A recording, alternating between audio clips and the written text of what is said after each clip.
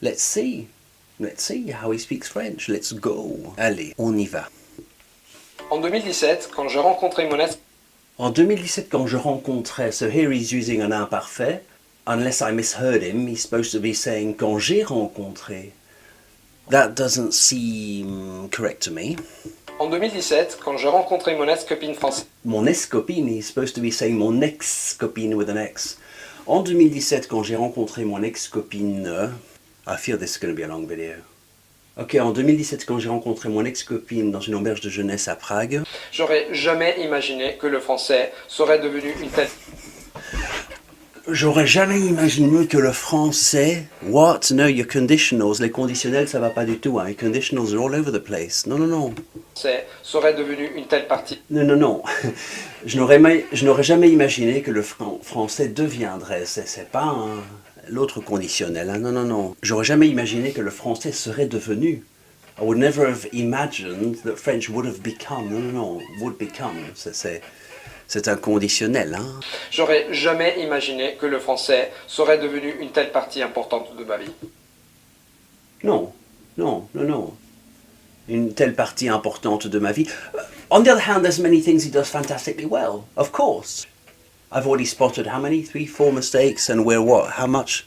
Ooh, we're 9 seconds in. I've already spotted 3, 4 mistakes. What is the consensus these days on YouTube? Anyone can teach French? Anyone who has a veneer of knowledge? Anyway, we're 9 seconds in. Serait devenu une telle partie importante de ma vie. Is there something with the word order strange here? There's something weird about what he's saying here, actually. Serait devenu une telle partie importante de ma vie. Une telle partie importante de ma vie. I don't know, it's odd. I know how I wouldn't say it. Bonjour, je suis Lucas. You wouldn't say that, would you? Bonjour, je suis Luca. Hi, I'm Luca. You would say that in English.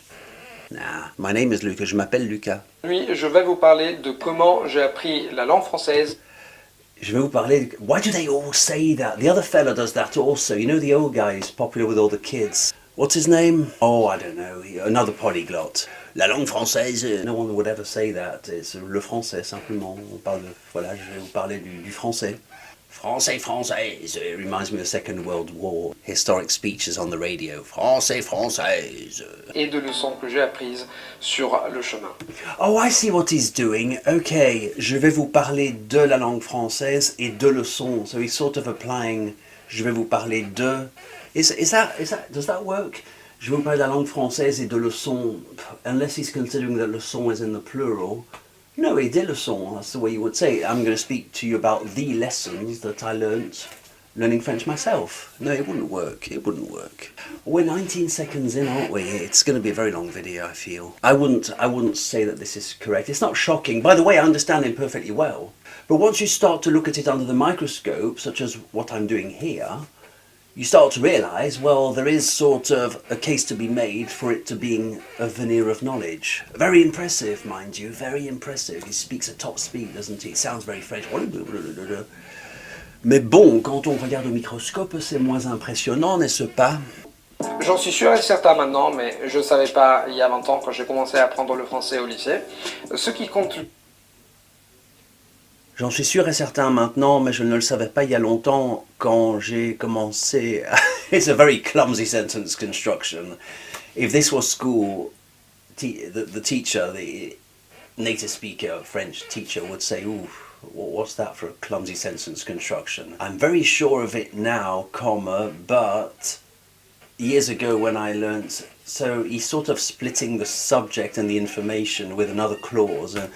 I'm certain of it now, comma, but when I started, you know, he's sort of splitting the subject, the topic, what were you on about? You're sure about something now, comma, but when I was in school, blah, blah, blah, he's on to another topic. So his information packaging is sort of all over the place here. Ce qui compte le plus, ce n'est pas que ce que tu fais dans la classe. We don't say dans la classe, we say en classe. Donc ce qui compte le plus n'est pas ce que tu fais en classe, but he's confusing several things here because schools were never designed to learn French anyway, or any language. Mais ce que tu fais au dehors de la classe. Ce que tu fais au dehors de la classe.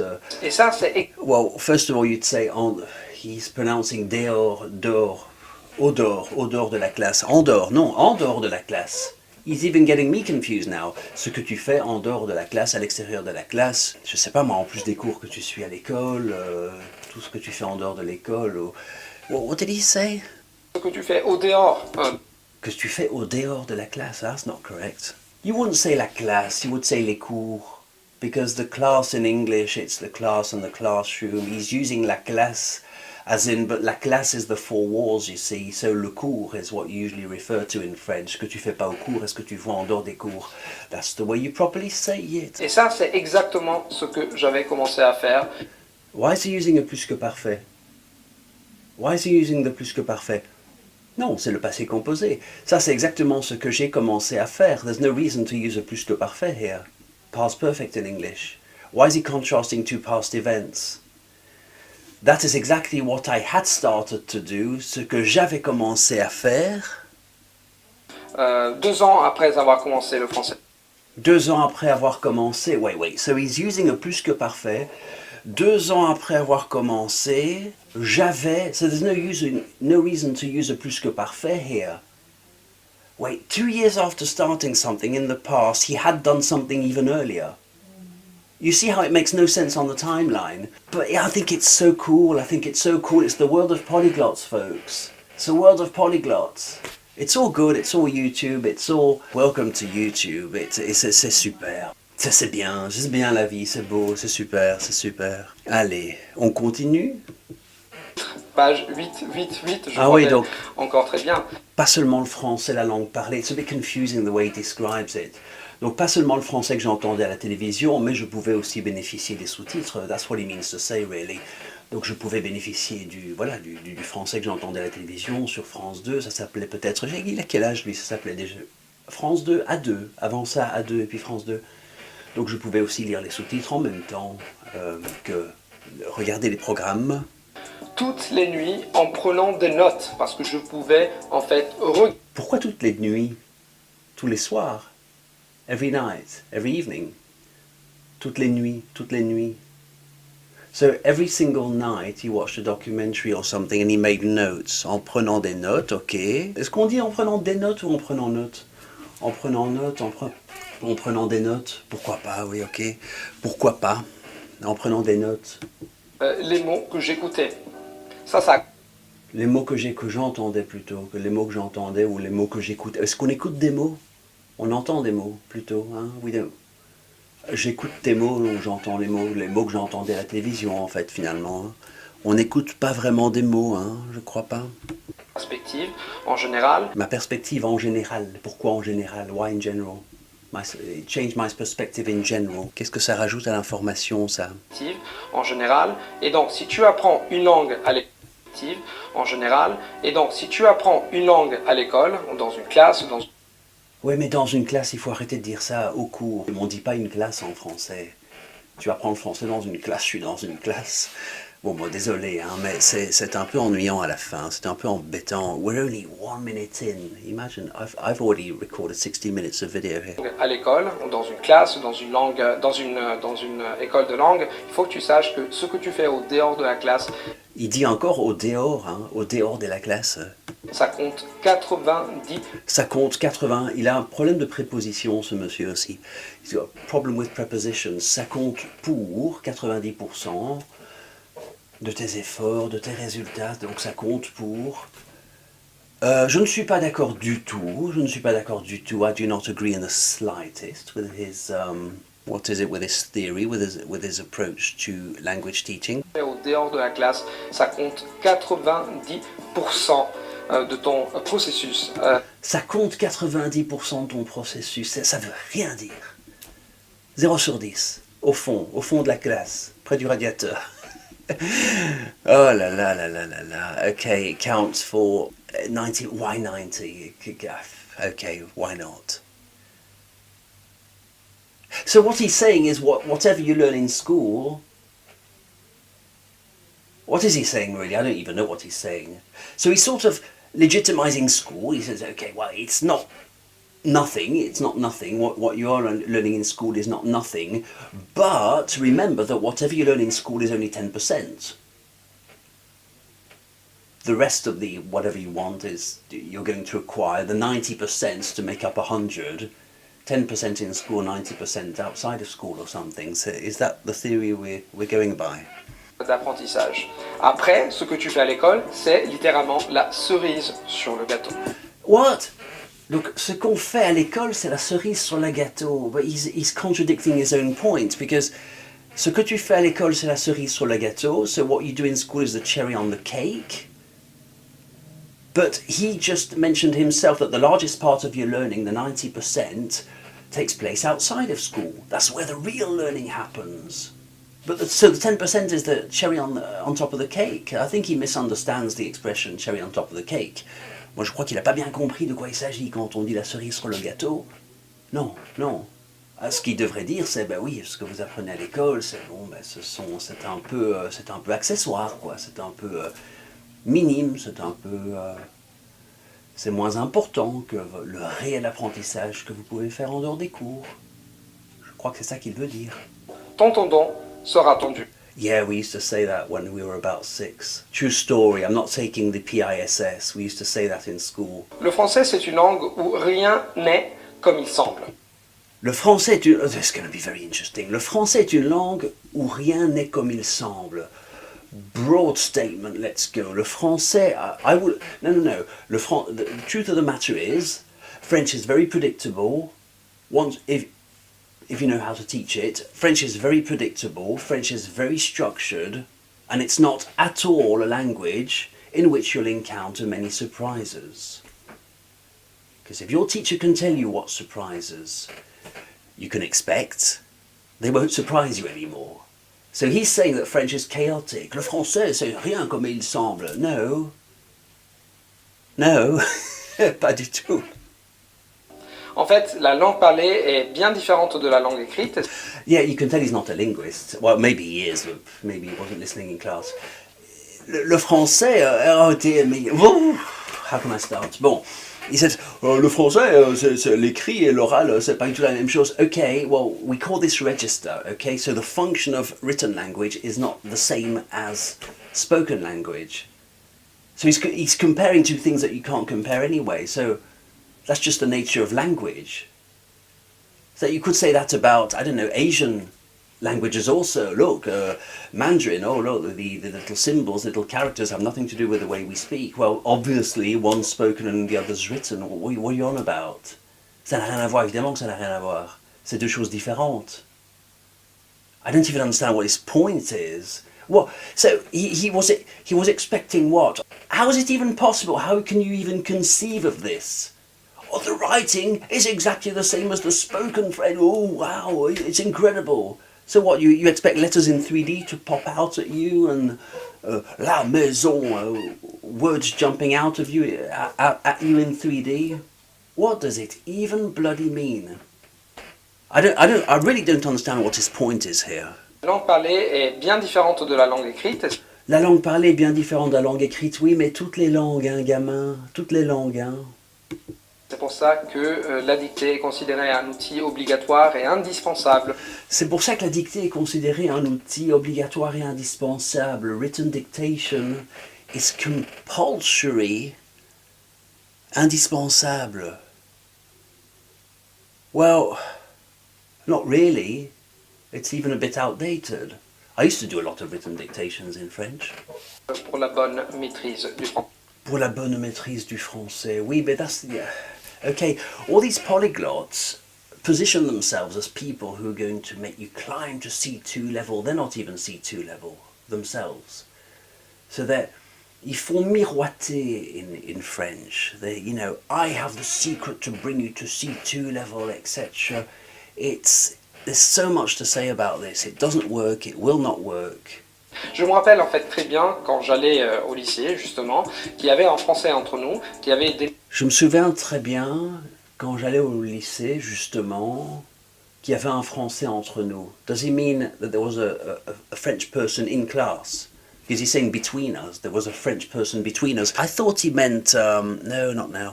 I thought he meant sort of sitting on the same bench, he was sitting there, his mate was sitting there, and between us there was a French person. But now I understand what he means. He means in class there was a French person.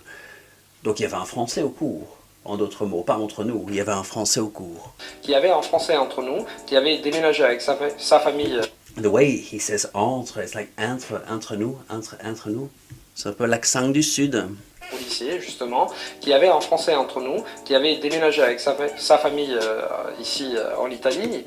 Qui avait déménagé avec ça. He's using the plus que parfait very well, because it's a memory from long ago. So he's using the plus que parfait to convey this. Well done. Parlait parfaitement en français, mais il avait vraiment du mal à l'écrire. En français, mais il avait vraiment du mal à l'écrire. Il parlait parfaitement en français, mais... What's the fella doing? Avec sa famille ici en Italie, il parlait parfaitement en français.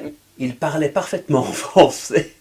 Mais non, mon petit, mais non. Il parlait parfaitement le français, ou il parlait parfaitement français. On ne dit pas il parlait parfaitement en français. On ne dit pas ça. We don't say that. It's not. It's a mistake. Mais il avait vraiment du mal à l'écrire. Il avait vraiment du mal à l'écrire. Oui, on dirait plutôt à l'écrit. Il avait du mal à l'écrit, in the written. So he spoke French very well, but in the written, à l'écrit, with a T at the end, à l'écrit. Il avait du mal à l'écrit. Ouais, c'est un peu parler de tous les jours. Hein. C'est un peu... Il avait du mal à l'écrire. Hein. C'est un peu low register. Il parle bien, mais t'as un peu du mal à l'écrire. Hein. Non, à l'écrit. De savoir qu'en général, quand tu apprends une langue, il faut l'apprendre de façon organique, holistique. Qu'est-ce que ça veut dire? So when you learn a language, you have to learn it organically, holistically. Yeah, but that's so time consuming. And by the way, he's completely wrong, because when you learn a language in this way, organically, whatever that means, I'm guessing he means by exposing yourself to sources of French, to legitimate sources of French, you don't know what you're looking at. And it's hard enough when you do know what you're looking at. People are not quite sure what they're looking at. Toutes ces habiletés que Yeah, so he's saying you have to be the full... Okay, the full set of skills, why not? tu développes, ils vont s'intégrer au fil du temps. Ils vont s'intégrer. No, what he's doing is repeating the noun with a pronoun. It's very ugly.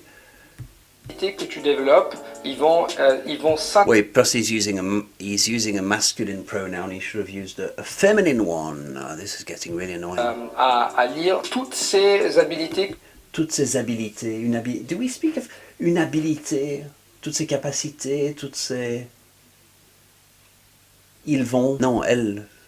I don't know. He's a lot of clumsy phrasing that he's... oh, the neighbours are playing with their dog.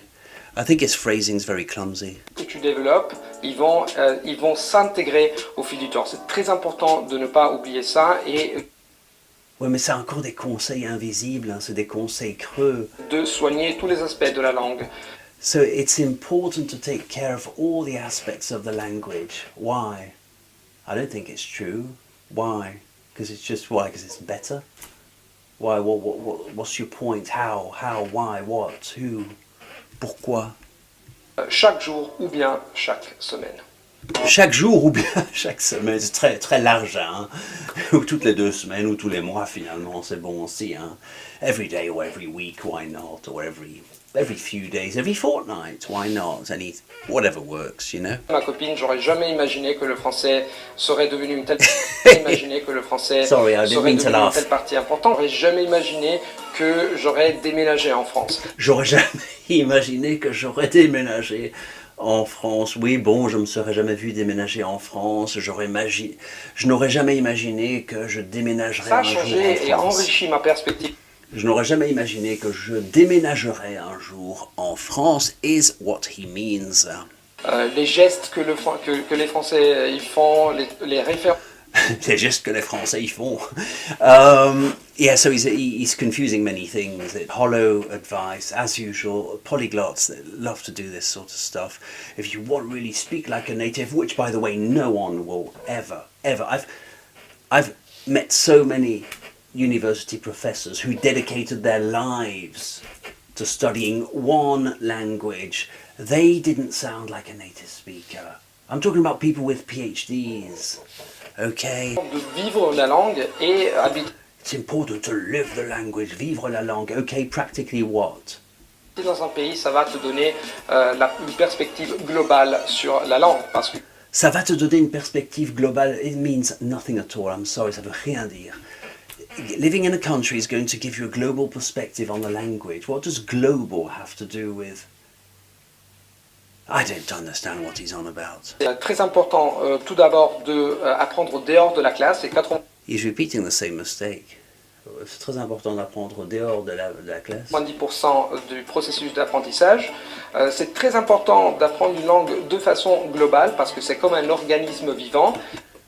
C'est très important d'apprendre. Non, it's not going to work anyway, so it doesn't even matter if I contradict his point or not. C'est très important d'apprendre de façon globale. Okay, never mind. Et troisième point, c'est important si tu veux parler presque comme un natif. On dit pas troisième point, on dit troisièmement. De vivre dans un pays parce que tu vas voir comme les gens. So that's his advice. Go and live in the country of the language you want to learn. Okay, and speak with who? You're going to stop people on the street and say, oi, oi, oi, do you have a minute for a conversation, please? Oi, vous là-bas, s'il vous plaît. Sur la merveilleuse langue française que tu. La merveilleuse langue française. You wouldn't say that, une merveilleuse langue. It's not sort of collocation you'd use, une merveilleuse langue française. Dear me, I shouldn't chuckle. Tu peux aussi écouter en anglais. Et je vous attends sur mon site, sur mon blog. Merci pour m'écouter. J'espère vous voir. Merci pour m'écouter? Is that what he just said? Merci pour m'écouter? Site, sur mon blog. Merci pour m'écouter. Merci pour m'écouter. Oh dear me, dear me. And what level does he say he claims to have? What's he claiming to have as a level? Merci pour m'écouter. So, well, that was the end of his video. Wow, 40 minutes of video. What can I say? I don't know. I don't believe in polyglots. I don't. I think they have a veneer of knowledge. I think I agree with the fact that he speaks quickly. He got some prepositions wrong. He got some tenses wrong. And yeah, and some nouns wrong also. I don't know. Doesn't matter really. It's the world of YouTube, it's the world of polyglots. My name's Chris.